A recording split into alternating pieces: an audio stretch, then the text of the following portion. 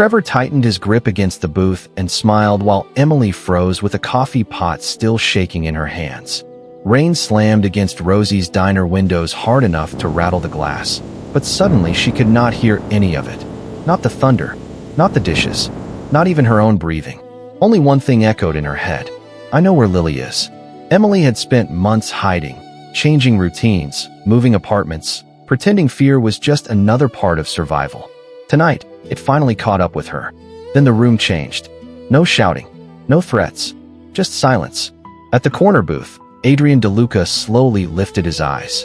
The most feared man in New York had been watching. And somehow, he already knew her name. Emily never told him.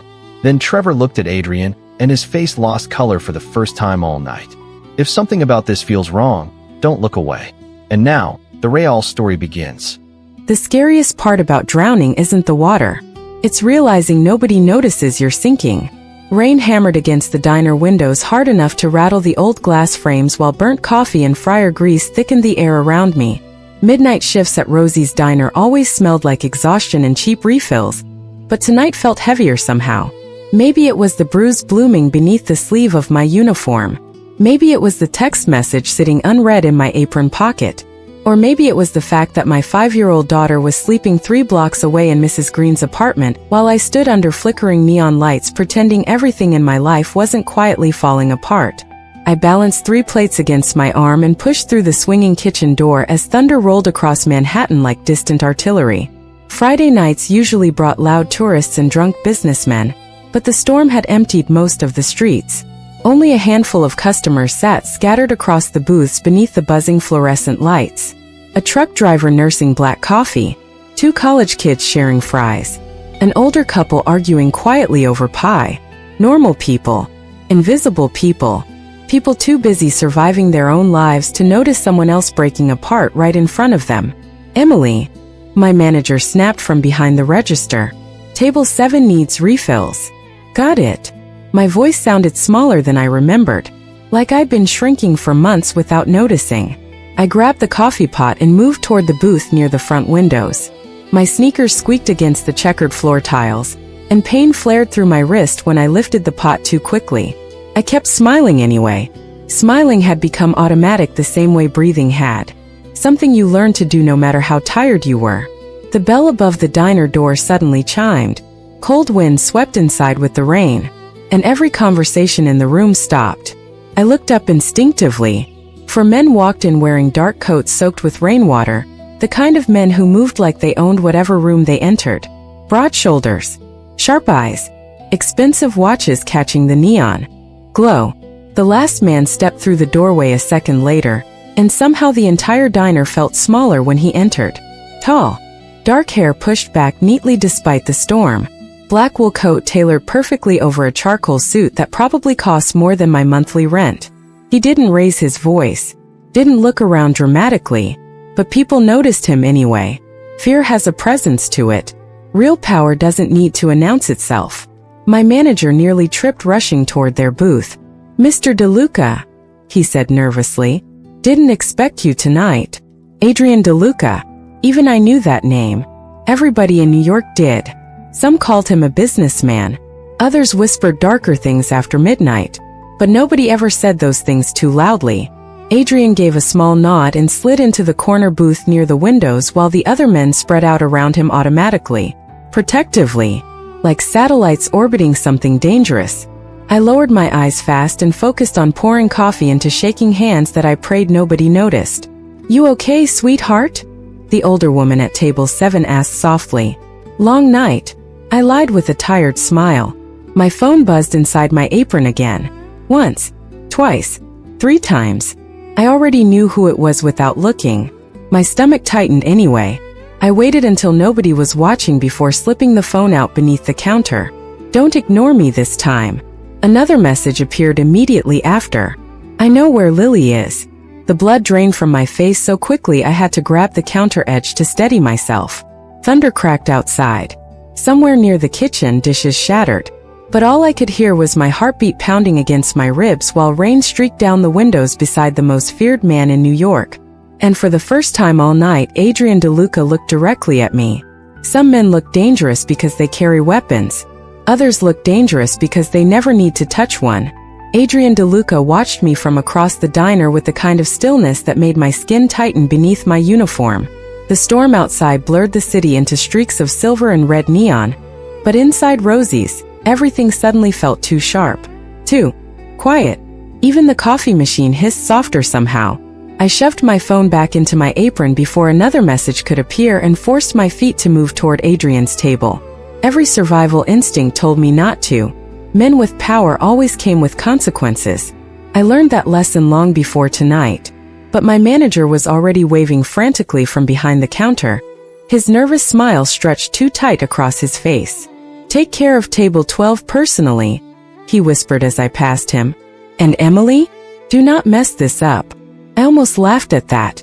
My entire life was already messed up. What difference could one table make? I grabbed a fresh pot of coffee and approached carefully. Up close, Adrian looked even more intimidating. Not because he was loud. Quite the opposite.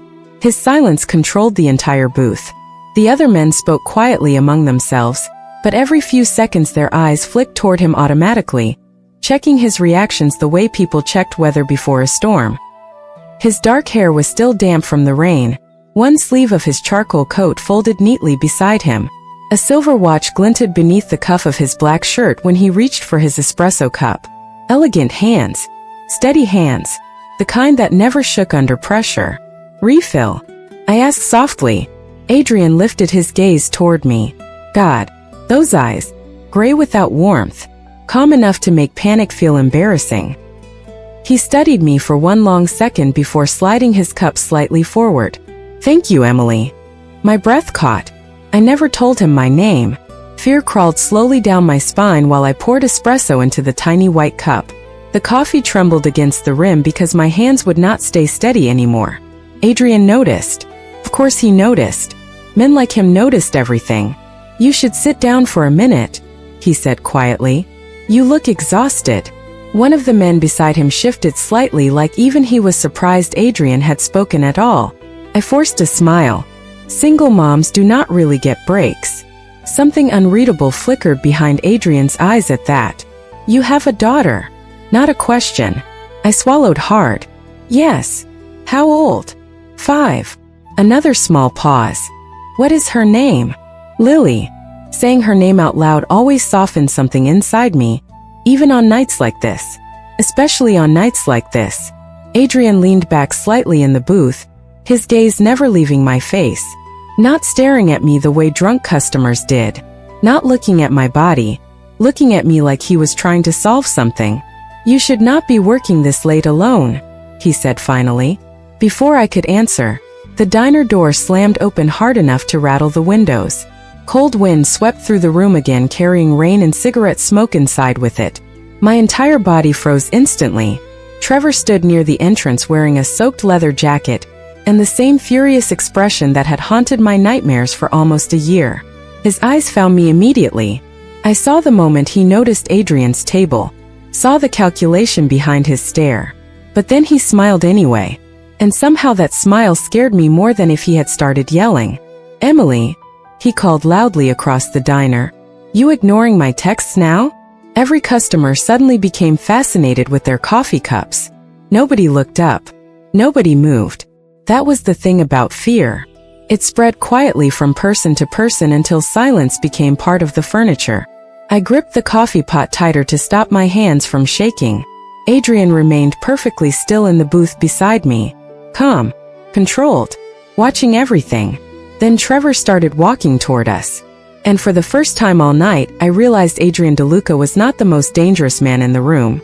He was just the only one who looked completely unafraid. The worst kind of fear is the kind that already knows how the story ends. Trevor's boots thudded heavily against the diner floor while rainwater dripped from his jacket onto the black and white tiles beneath him. My chest tightened so fast it hurt to breathe. Every muscle in my body remembered him before my mind could catch up. The slammed doors. The angry pacing. The way his voice changed when nobody else was around. Trauma does that to you. It turns ordinary sounds into warnings. "There you are," Trevor said with a crooked smile that never reached his eyes. "Been calling you. For an hour." I kept both hands wrapped around the coffee pot just to stop myself from visibly shaking. I am working. Funny, he replied, stepping closer. You always seem too busy when it is me. Adrian DeLuca sat quietly beside me, one arm resting against the booth while the steam from his espresso curled slowly into the dim diner light. He had not moved once since Trevor walked in, but the temperature around the table felt different now. Colder somehow. One of Adrian's men reached subtly toward his jacket before Adrian stopped him with the slightest glance. No words. Just control. Trevor finally noticed Adrian sitting there beside me. His smile faded for half a second before arrogance rushed back to cover it. Men like Trevor always mistook silence for weakness. You bothering my girl? He asked, trying too hard to sound confident. Adrian looked up slowly.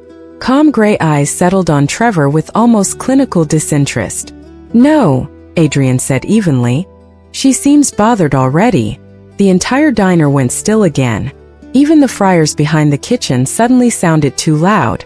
Trevor laughed under his breath and leaned one hand against the booth near me, trapping me between himself and the table. The sharp smell of whiskey hit me immediately. Emily, he said softer now, like we were having a private conversation. You embarrassed me tonight. My stomach twisted. Trevor, please. Please what? His smile sharpened. Please stop caring. Please stop checking if my daughter is safe while you ignore me. My blood ran cold at the word daughter. Adrian noticed. I knew he noticed because his eyes flicked toward me instantly. Small reactions mattered to men who survived by reading people. Trevor leaned closer toward my face, lowering his voice. I waited outside your apartment earlier. Mrs. Green almost opened the door before she realized it was me. Panic crashed through me so suddenly I nearly dropped the coffee pot. Lily. Dear God.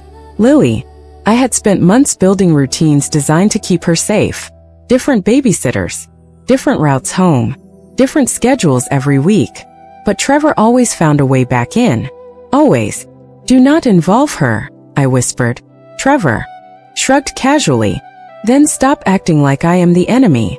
Adrian finally spoke again. Quietly. Step away from her. Trevor turned toward him with irritation flashing across his face. This does not concern you. Adrian folded his hands together on the table. Perfectly calm. It concerns me now.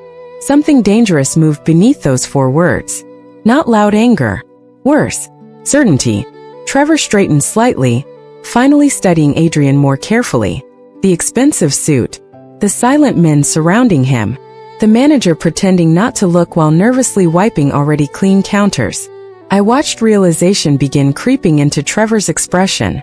Wait, he muttered slowly. You are DeLuca. Nobody at the table answered. They did not need to. Trevor took one small step backward automatically. Fear changes posture faster than thought does. Adrian reached for his espresso cup without breaking eye contact.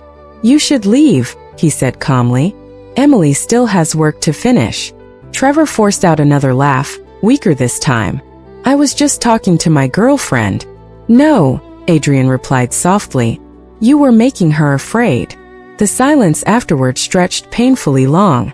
Trevor looked at me again. Fury and humiliation battling behind his eyes. We are not done, he muttered before backing toward the entrance. The diner door slammed shut behind him seconds later, and thunder swallowed the sound outside. I realized then that I had stopped breathing entirely. Adrian's gaze shifted back toward me. Steady. Observant. Too perceptive. He is going to come back. I whispered before I could stop myself. Adrian studied the trembling in my hands for one long second. Then he slid a folded white napkin slowly across the table toward me. Then next time, he said quietly, you ask for help sooner. Some people save you loudly. Others do it so quietly you do not realize your life changed until afterward. I stared at the folded napkin sitting beside Adrian DeLuca's espresso cup while thunder rattled the diner windows again. My hand still would not stop shaking. Trevor was gone, but fear lingered behind like cigarette smoke trapped in old curtains. That was the problem with men like him. Even after they left the room, part of you stayed braced for impact anyway. Adrian leaned back slightly in the booth, watching me with unsettling patience. Not demanding answers. Not pretending concern. Just observing. Careful. calculating, like he already understood more than I wanted him to. "Emily," he said quietly, "sit down." "I cannot." My voice cracked embarrassingly. "I am working." Adrian glanced toward the counter. My manager immediately looked away so fast he nearly dropped a stack of menus. "Coward. You are taking 5 minutes," Adrian said calmly. Not aggressive. Not forceful. Somehow worse because it sounded like reality had already adjusted around his decision. I hesitated before sliding carefully into the edge of the booth across from him. My pulse hammered hard enough to make my wrist ache. Up close, Adrian smelled faintly of rain and expensive cologne mixed with something colder underneath. Not danger exactly. Control. The kind built over years of never losing it. One of the men beside him quietly stood and moved toward the front entrance, speaking into an earpiece before disappearing outside into the storm. Adrian noticed me watching. He is checking the parking lot. Why? Because frightened men make reckless choices. I swallowed hard. Trevor is not dangerous. The lie sounded pathetic even to me. Adrian's expression did not change. Your body disagrees. Heat rushed to my face instantly. I looked down toward my hands resting tightly together on the table. The bruise near my wrist peeked beneath my sleeve again before I tugged the fabric lower. Too late. Adrian had already seen it. How long? He asked softly. I shook my head immediately. It is complicated. No, Adrian replied. Complicated as taxes. Fear is simple. The words settled heavily between us while rain streaked down the diner windows behind him. I hated how easily he saw through me. Most people looked away from uncomfortable things. Adrian looked closer. My phone buzzed again against my apron. The sound made me jump so hard my knee hit the table edge. Adrian's eyes lowered briefly toward my pocket. Read it. I do not want to. Emily. Something about the way he said my name made resistance feel pointless. I slowly pulled the phone out beneath the table. 3 new messages glowed across the cracked screen. You really think some rich guy can protect you? Another appeared immediately after. I know where your daughter sleeps. My vision blurred instantly. Panic rushed through my chest so violently it became hard to breathe. Lily. Dear God. Lily. I pressed one trembling hand against my mouth before the sob escaping my throat could become audible. Adrian reached across the table without hesitation and took the phone gently from my hand. His expression never changed while he read the messages. That frightened me more than anger would have. Calm men were unpredictable. Calm, powerful men were terrifying. How long has he been threatening you? Adrian asked. Months. The word came out barely above a whisper. I left him last winter. He keeps showing up anyway. Adrian set the phone down carefully beside the untouched napkin. And the police? I laughed weakly despite myself. Trevor knows how to sound sorry when people are watching. Adrian studied me for a long moment before glancing toward the rain outside. What time does your shift end? 2 o'clock. You are not walking home alone tonight. My head snapped up immediately. I cannot ask you to do that. You did not ask. His gaze settled on me again. Steady. Unwavering. But you needed help anyway. The diner suddenly felt too warm around me. Too bright. Nobody had said those words to me in a very long time. Not sincerely. Not without wanting something in return. Adrian's thumb tapped once against the folded napkin still sitting between us. Go ahead, he said quietly. Write it this time. I stared at him in confusion. Write what? Adrian's eyes darkened slightly. The truth. People think breaking down happens loudly. They imagine screaming or shattered glass or dramatic tears. But sometimes it happens quietly in the middle of a diner while rain slides down the windows and a stranger waits for you to finally admit you are scared. I stared at the folded napkin between Adrian DeLuca's fingers while my heartbeat thudded painfully against my ribs. The entire diner blurred. Around the edges, coffee machines hissed. Plates clinked somewhere near the kitchen. A truck rumbled past outside through flooded Manhattan streets. Normal sounds. Ordinary sounds. But my world no longer felt ordinary. Not after those messages. Not after Lily's name appeared on my screen again. Adrian sat across from me with the same impossible calm he had worn all night. No panic. No empty sympathy. Just attention. focused entirely on me in a way that felt strangely overwhelming. "I cannot do this," I whispered. Adrian tilted his head slightly. "Cannot do what?" "Depend on someone I do not know." The corner of his mouth moved almost imperceptibly. Not quite a smile. "You already are." I looked away first, because he was right, and because part of me hated how relieved I felt sitting across from him. One of Adrian's men returned quietly through the front entrance and leaned toward him briefly. I caught only fragments. Vehicles still outside. 2 men. Watching the diner. I slid through my stomach instantly. Adrian nodded once without reacting. "Keep them there." "Yes, boss." "Boss." The word settled heavily in my chest. "Not Mr. Not sir. Boss." I suddenly understood something important about Adrian DeLuca. Men did not follow him because they were paid to.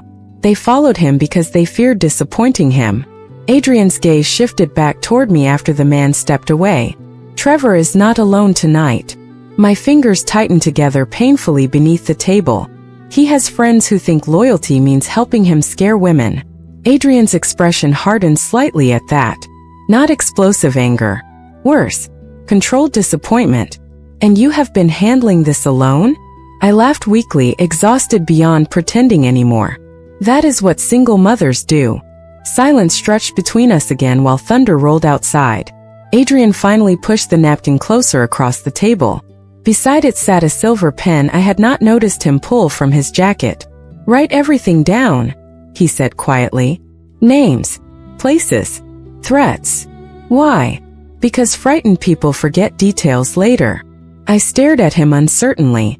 "And what happens after I write it?" Adrian held my gaze. Steadily. "Then I make sure your daughter sleeps safely tonight." Something inside my chest cracked open at those words. Not dramatically. Quietly. Painfully. Nobody had spoken about Lily like she mattered in a very long time.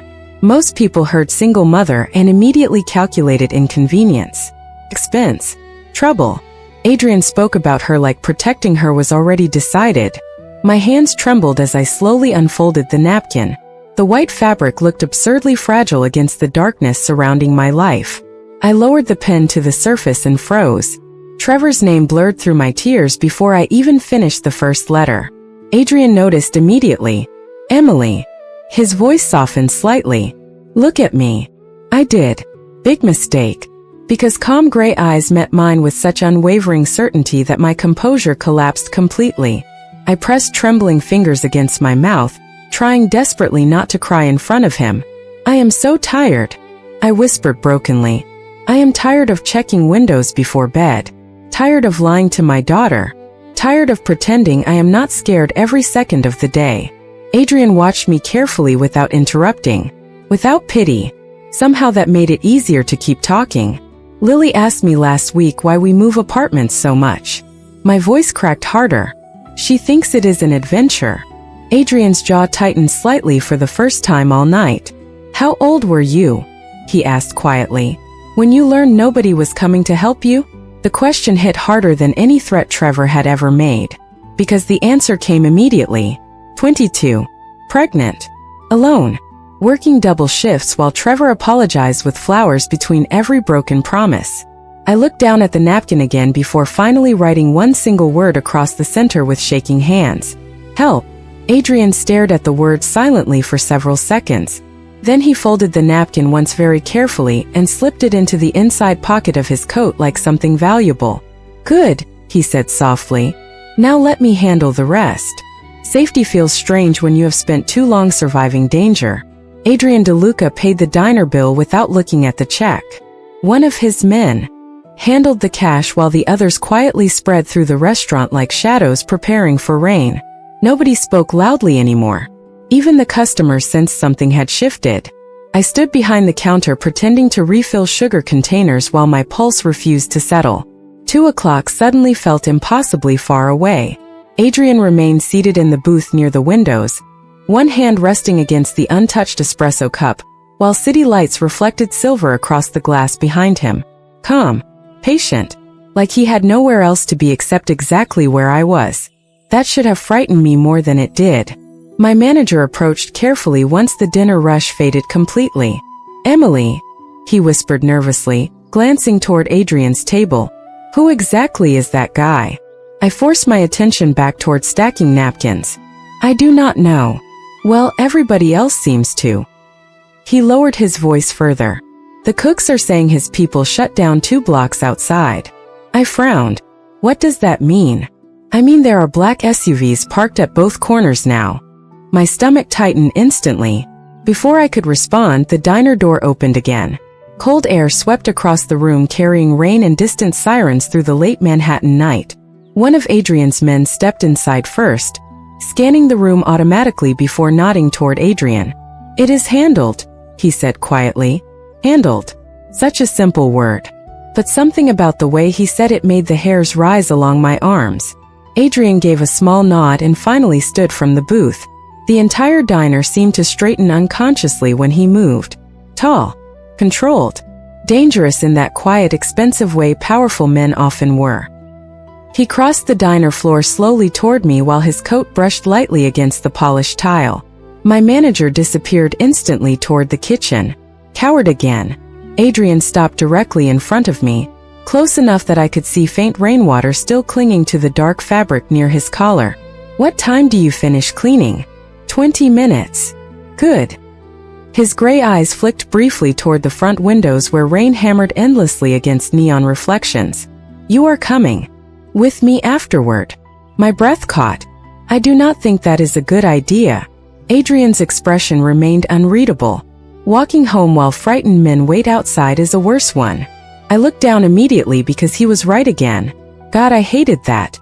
Adrian noticed the conflict on my face and lowered his voice slightly. Emily. My name sounded different when he said it. Steadier somehow. You asked for help. Let someone give it to you. The softness of those words hit harder than shouting ever could have. I nodded once before I could lose my nerve. Adrian studied me for another second before stepping back slightly. Finish your shift.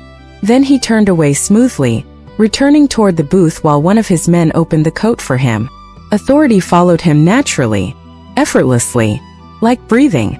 I spent the next 20 minutes moving through the diner in a blur of exhaustion and nerves, wiping counters, refilling ketchup bottles, pretending my life had not tilted sideways in the span of a single night. My phone stayed silent for the first time in weeks. No buzzing threats. No angry messages. Nothing. That scared me almost more than the texts themselves. Silence from Trevor usually meant planning. Finally, I untied my apron near the kitchen door and slipped into my worn gray coat.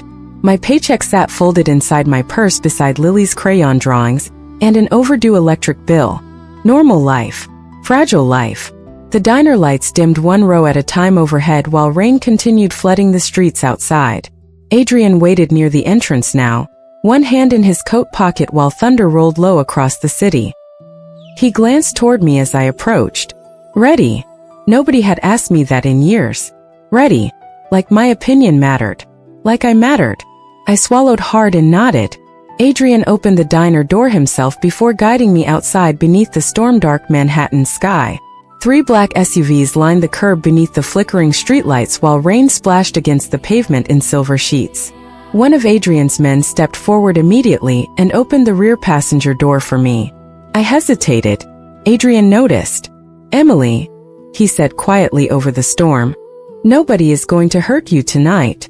And for the first time in a very long time, part of me actually believed someone. Luxury feels unsettling when your entire life has been built around survival.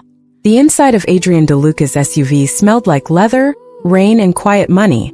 Soft amber lights glowed overhead while Manhattan drifted past the tinted windows in blurred reflections of red brake lights and wet pavement. I sat stiffly against the black leather seat, clutching my purse in both hands like it might somehow keep me grounded in reality. Adrian sat beside me with effortless composure, one arm resting along the seat while the city moved silently around us. His men occupied the SUV ahead and behind us, dark vehicles cutting through midnight traffic like silent escorts. Nobody spoke for the first few minutes. Only rain tapped steadily against the windows while the windshield wipers swept back and forth in hypnotic rhythm. I realized then how exhausted I truly was. Bone-deep exhausted. The kind that settled behind your eyes after months of fear pretending to be strength. Adrian finally broke the silence. How old is Lily? I looked toward him carefully. 5. What does she like? The question caught me off guard. People usually asked about bills, childcare, problems. Nobody asked about Lily herself. Dinosaurs, I answered quietly, and strawberry pancakes.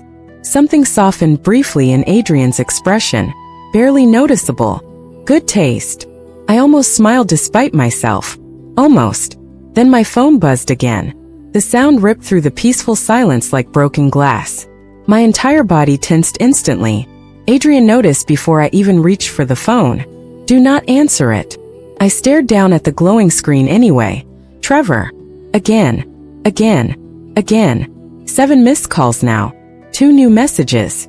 I opened the first one with trembling fingers. You really think you can hide? The second appeared seconds later. I see the SUV. Ice flooded my veins so violently my breathing stopped. Adrian took the phone gently from my shaking hands before panic could fully consume me. His eyes scanned the messages once, twice. Then his gaze lifted calmly toward the driver. Change route. Yes, boss. The SUV turned sharply at the next intersection without hesitation. Rain streaked harder across the windows now while headlights reflected silver against flooded streets.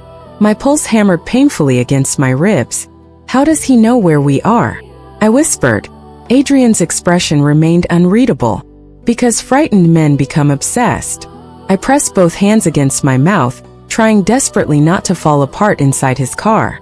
Lily, I breathed shakily. Mrs. Green is alone with her. Adrian reached into his coat pocket and pulled out his phone immediately. Marco.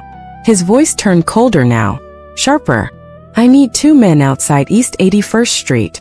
Quietly. No alarms. A pause. A child is inside. Something in my chest tightened painfully at those words. A child is inside. That mattered to him. Dear God, it mattered to him. Adrian ended the call and looked toward me again. Nobody is going near your daughter tonight. You cannot promise that. His gray eyes held mine steadily. I never say things I cannot guarantee. The confidence in his voice should have sounded arrogant. Instead, it sounded terrifyingly sincere. Outside, thunder cracked loudly across the city, while the SUV continued weaving through Manhattan traffic. I suddenly noticed Adrian watching the reflection in the side mirror carefully. Not nervous. Alert. Are we being followed? I asked quietly. Adrian did not answer immediately. That answer terrified me more than words would have. Finally, he nodded once. Yes. My stomach dropped hard. Trevor. No, Adrian's gaze darkened slightly. Someone smarter. Every breath suddenly felt too shallow. Too fast. Adrian leaned forward slightly toward the driver. Take the bridge. That will add 20 minutes. Do it anyway. The SUV accelerated smoothly through the rain while the city lights blurred faster outside. My fingers tightened around the edge of the leather seat until they hurt. Adrian noticed again because apparently the man noticed everything. Without a word, he reached across the space between us and covered my trembling hand briefly with his own. Warm, steady, controlled. Emily. His voice cut gently through the panic. Spiraling inside me. Look at me. I did. Mistake again. Because calm gray eyes held absolutely no fear at all. Only focus. Only certainty. You are safe in this car, he said quietly. Do you understand? I wanted to believe him. God help me, I already did. Then one of the SUVs behind us suddenly accelerated hard through the rain, and Adrian's entire expression changed. Fear changes shape when somebody stronger stands between you and the thing chasing you. Adrian's hand disappeared from mine the exact second the SUV behind us accelerated through the rain. Every man inside the vehicle changed instantly. Quiet turned sharp. Focused. The driver adjusted his grip on the wheel while the passenger in front touched his earpiece and looked back toward the rear window. Nobody panicked. That frightened me more than panic would have. This was familiar to them. Normal. Adrian leaned slightly toward the tinted glass, watching the reflections of headlights sliding across wet Manhattan streets behind us. How many? He asked calmly. 1 vehicle, the driver replied. Black sedan. Adrian's jaw tightened almost imperceptibly. Keep moving. Rain battered the SUV roof while the city blurred silver and gold beyond the windows. I realized then that my entire body was trembling uncontrollably, not from cold, from exhaustion, fear, adrenaline finally crashing through me all at once. Adrian noticed immediately because apparently nothing escaped him. He reached into the built-in console beside him and handed me a bottle of water without taking his eyes off the road behind us. Drink. My fingers shook so badly I nearly dropped it. Adrian took the cap off for me silently before placing the bottle back into my hands. The simple gesture almost destroyed me emotionally. Trevor used to mock me when I got anxious. Told me I was dramatic, too emotional, too sensitive. Adrian handled my shaking like it was information instead of inconvenience. Who are they? I whispered. Adrian glanced toward me briefly. Not Trevor. Then who? Someone checking whether you matter to me. The words landed heavily between us. My pulse stumbled strangely inside my chest. And do I? Adrian held my gaze for one dangerous second too long. You asked me for help. That was not an answer. Somehow it felt bigger than one. The SUV suddenly turned sharply beneath an overpass while headlights behind us followed seconds later through the rain. One of Adrian's men spoke quietly into his earpiece. Still on us. Adrian nodded once. Calm. Controlled. Terrifyingly calm. Take the service road. That area is closed tonight. Exactly. The driver obeyed immediately. We cut away from traffic toward a darker industrial section near the river where warehouses and loading docks stretched beneath flickering streetlights. My stomach tightened harder with every empty block we passed. Adrian, I whispered nervously. Where are we going? Somewhere quiet. That does not sound comforting. For the first time all night, the faintest trace of amusement touched his face.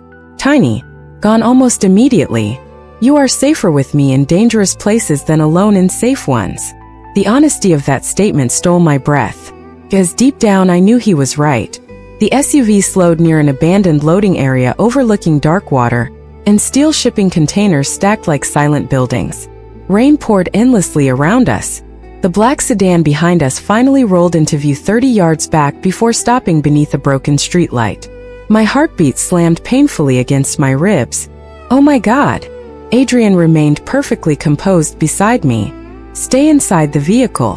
What are you going to do? Adrian adjusted the cuff of his black coat with infuriating calm. Talk. Before I could protest, he stepped out into the storm.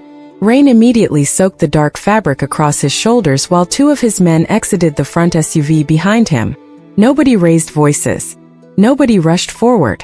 Everything unfolded with eerie control beneath the flashing glow of distant harbor lights. I watched through the rain-streaked window while Adrian approached the black sedan slowly. The driver's side window lowered halfway.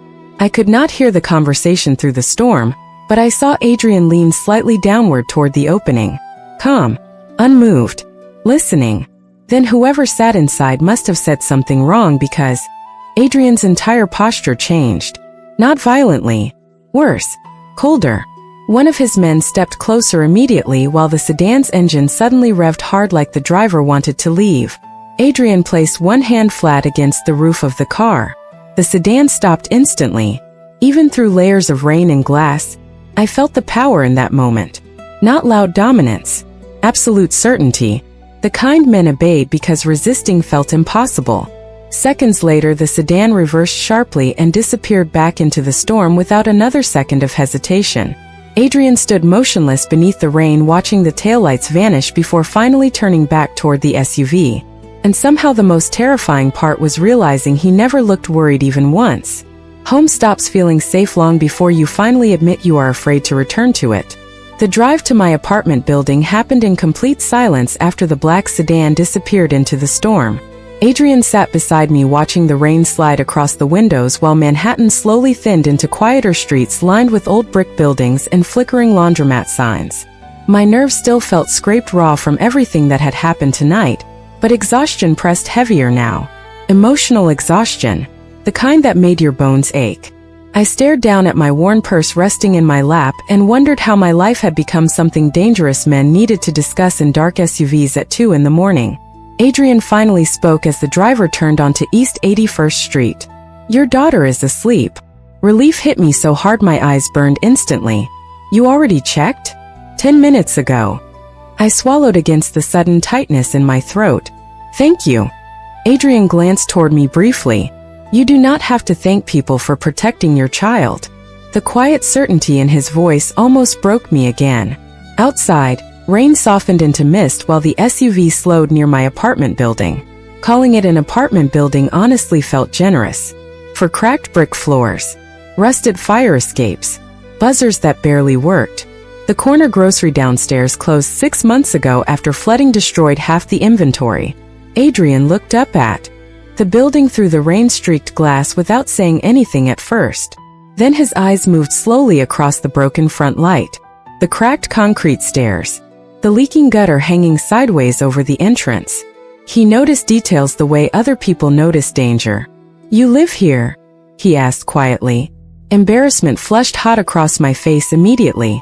It is temporary. Adrian looked back toward me calmly. How long? I stared down at my hands.